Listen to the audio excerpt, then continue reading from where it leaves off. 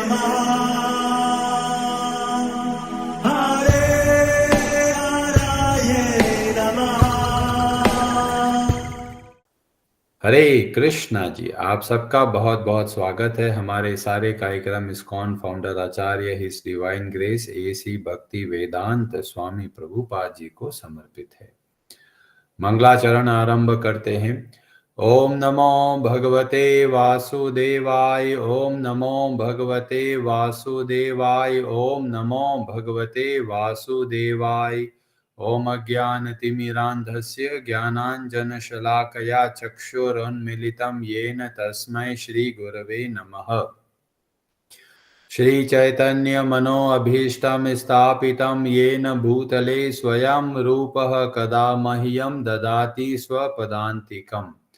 वन्देऽहं श्रीगुरोः श्रीयुतपदकमलं श्रीगुरून् वैष्णवांश्च श्रीरूपं साग्रजातं सहगणरघुनाथान्वितं तं सजीवं साद्वैतं सावधूतं परिजनसहितं कृष्णचैतन्यदेवं श्रीराधाकृष्णपादान् सहगणललिता श्रीविशाखान्वितांश्च।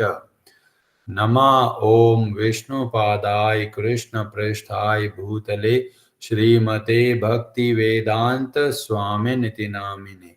नमस्ते सारस्वते देवे गौरवाणी प्रचारिणे निर्विशेष शून्यवादी पाश्चात्य देश तारिणे। नमो महावदन्याय कृष्ण प्रेम प्रदायते कृष्णाय कृष्ण चैतन्य नामने गौरद्विषे नमः।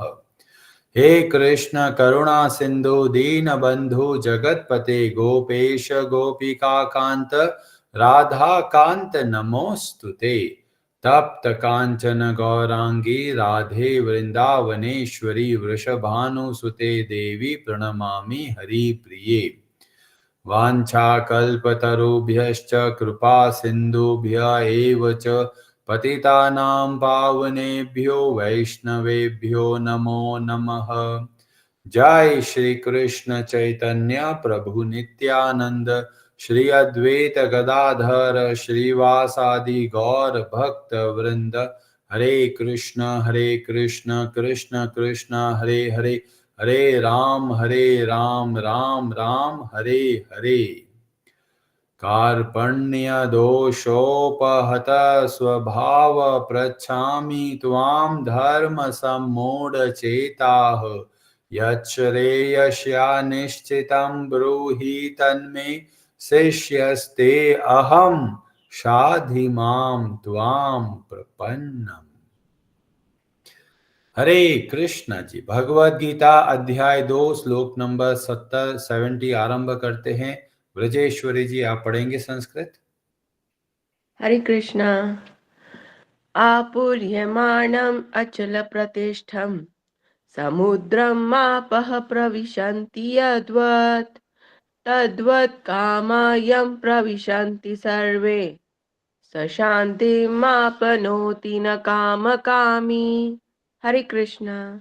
हरे कृष्णा। आपूर्यमाणम नित्य परिपूर्ण अचल प्रतिष्ठम दृढ़ता पूर्वक स्थित समुद्रम समुद्र में आपह नदियां प्रविशंति प्रवेश करती है। यद्वत जिस प्रकार तद्वत उसी प्रकार कामाह इच्छाएं यम जिसमें प्रविशंति प्रवेश करती है। सर्वे सभी सह वह व्यक्ति शांतिम शांति आपनोति प्राप्त करता है। न नहीं काम कामी इच्छाओं को पूरा करने का इच्छुक। जो पुरुष समुद्र में निरंतर प्रवेश करती रहने वाली नदियों के समान इच्छाओं के निरंतर प्रवाह से विचलित नहीं होता और जो सदैव स्थिर रहता है वही शांति प्राप्त कर सकता है। वह नहीं जो ऐसी इच्छाओं को तुष्ट करने की चेष्टा करता हो। हरे कृष्णा जी, भगवान श्री कृष्ण बहुत ही सुंदर तरीके से उदाहरण के द्वारा बताते हैं कि जो स्थिर प्रज्ञ व्यक्ति होते हैं वो किस तरीके से कार्य करते हैं। और उदाहरण दिया समुद्र और नदियों का। तो जैसे बहुत बड़ा समुद्र है, उसमें बताया गया आपूर्यमाणम, वो समुद्र कैसा है? सभी ओर से परिपूर्ण है, पर साथ में क्या है? अचल प्रतिष्ठम, वो सदैव अपनी मर्यादा में रहता है। कभी समुद्र के अंदर बाढ़ नहीं आती। वो समुद्र इतना विशाल है कि अगर बाढ़ आ जाएगी तो पूरी पृथ्वी डूब सकती है। तो समुद्र क्या करता है? सदैव अपनी जो मर्यादा है उसके अंतर्गत रहता है। और साथ में बताया गया, पर जो ये नदी होती है, तो बारिश होने पर नदी के अंदर बहुत सारा पानी आने की वजह से बाढ़ आ जाती है, और गर्मियों के अंदर नदी का पानी सूख जाता है। तो समुद्र के अंदर जब नदियां बहुत सारा पानी लेके आती है, या कभी कभी पानी बिल्कुल भी नहीं लेके आती, दोनों ही अवस्थाओं में समुद्र सदैव अपनी मर्यादा के अंतर्गत रहता है। उसी तरह जो स्थिर प्रज्ञ होते हैं, जो भगवान से जुड़े हुए होते हैं, चाहे उनके जीवन में बहुत सारा सुख आए, चाहे बहुत सारा भोग आए, या बिल्कुल भी भोग नहीं मिले, दोनों ही अवस्थाओं में वो कैसे होते हैं? सदैव स्थिर रहते हैं। और जो इस तरह का व्यक्ति होता है, वह वास्तव में शांति को प्राप्त करता है। उनका मन शांत रहता है, और जिसका मन शांत रहता है वही वास्तव में सुखी और वही वास्तव में प्रसन्न चित्त रह सकता है। पर जो कामनाओं की इच्छा की पूर्ति के लिए भागते हैं, तो ऐसे लोग सदैव अशांत रहते हैं, क्योंकि इच्छाएं कभी खत्म होगी ही नहीं। एक इच्छा खत्म होगी, उसके साथ एक और इच्छा तैयार है। इच्छा पूरी हो गई तो लोभ आ जाएगा, इच्छा पूरी नहीं हुई तो क्रोध आ जाएगा। तो दोनों ही अवस्थाओं में जो व्यक्ति कामनाओं के पीछे भागता है, वो सदैव अशांत रहता है। और इसमें बहुत ही महत्वपूर्ण बात है कि समुद्र की बात हो रही है। समुद्र कैसा है? पूर्ण रूप से संतुष्ट है। कई लोग सोचते हैं, प्रभु जी हम भक्ति शुरू करेंगे तो जीवन का मजा चला जाएगा। पहले तो हम बहुत मजे करते थे, खूब खाते थे, पीते थे, जहां चाहे ऐश करते थे। अब जैसे भक्ति में आ गए, ऐसा लगता है हमारा जीवन नीरस हो गया। लोग हमारा मजाक बनाते हैं, देखो ये तो घास फूस खाने वाले आ गए। पर यहां पर बताया गया कि जब हम समुद्र की भांति बनते हैं, तब हम छोटी छोटी इच्छाओं के पीछे नहीं भागते। जो हमारे आचार्य हुए रूप गोस्वामी जी, उन्होंने ग्रंथ लिखा भक्ति रस अमृत सिंधु। जब हम भक्ति करते हैं तो हमें एक ऐसे रस की प्राप्ति होती है। क्या कड़वा रस होता है? नहीं, वहां पर बोला गया अमृत। ये ऐसा रस है जो अमृत के समान है। और क्या एक बूंद मिली है? नहीं, पूरा का पूरा सागर है।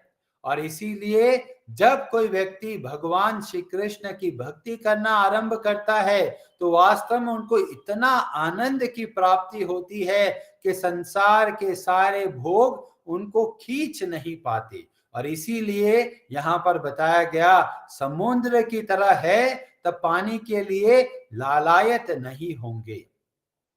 पर जो लोग अभी भक्ति में आनंद को प्राप्त नहीं करते, उनको लगता है अरे भक्ति बहुत कठिन है। पर वास्तव में जैसे जैसे भक्ति में हम आगे बढ़ते हैं, उतना हमको आनंद प्राप्त होता है।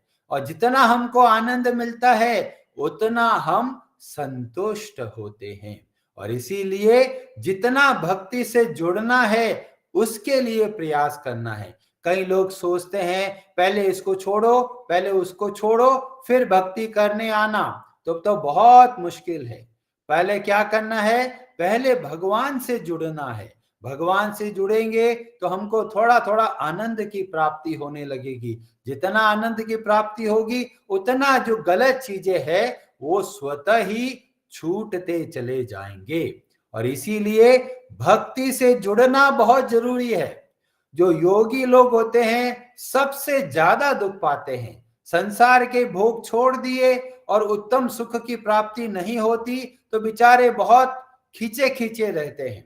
पर जब भक्ति में आते हैं तो बहुत अच्छे से जैसा जीवन पहले चल रहा था वैसा का वैसा चलता है, पर साथ में शुद्धता आती चली जाती है। खाने पीने की इच्छा है, कोई समस्या नहीं। गाने का सुनने का कुछ चाहते हैं, कोई प्रॉब्लम नहीं। जो जो पहले करते थे वैसा का वैसा करना है। अब भाव बदल गया। पहले खुद के मजे के लिए करते थे, अब भगवान का ध्यान रखते हुए भगवान को केंद्र बिंदु बनाकर फिर हम लोग वो कार्य करते हैं। तो इस तरीके से भक्ति बहुत सुगम है, बहुत लाभदायक और बहुत ही आसानी से कर सकते हैं। छोटे बच्चे को बोला चाहे बूढ़े व्यक्ति को बोला, कोई भी भक्ति में आ सकता है। पर जब बोला जाए योग साधना करो, ध्यान लगाओ, तो कहते हैं अरे ध्यान तो लगता नहीं, मन तो इधर उधर भागता है। तो प्रयास करो।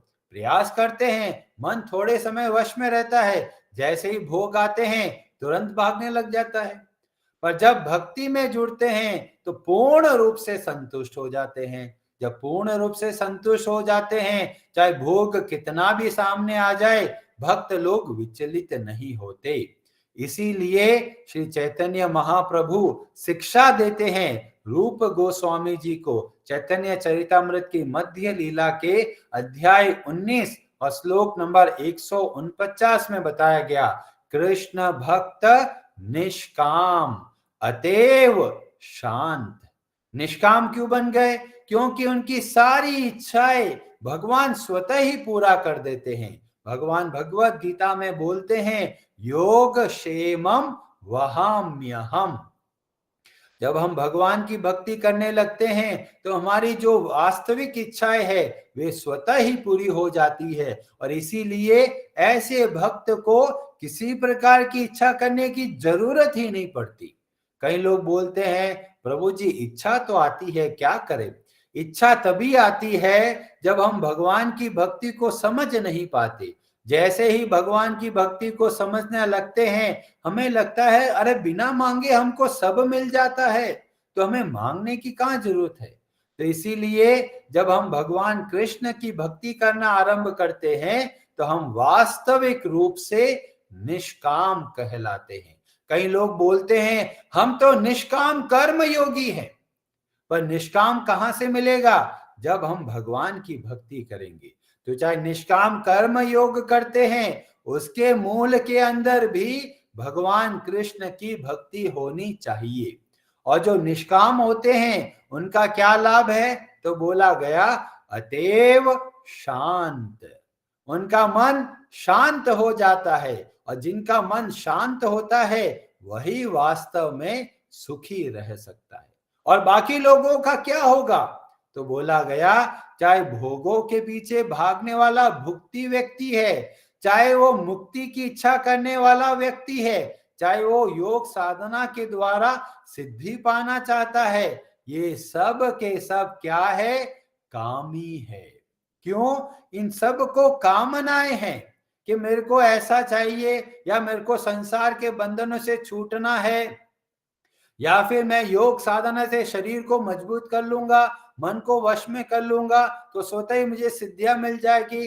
तो सब के सब कामी कहलाते हैं। और जो कामी होते हैं तो बोला गया सकलय अशांत, वो सब के सब अशांत है। और जो अशांत होते हैं वो वास्तव में दुखी रहते हैं।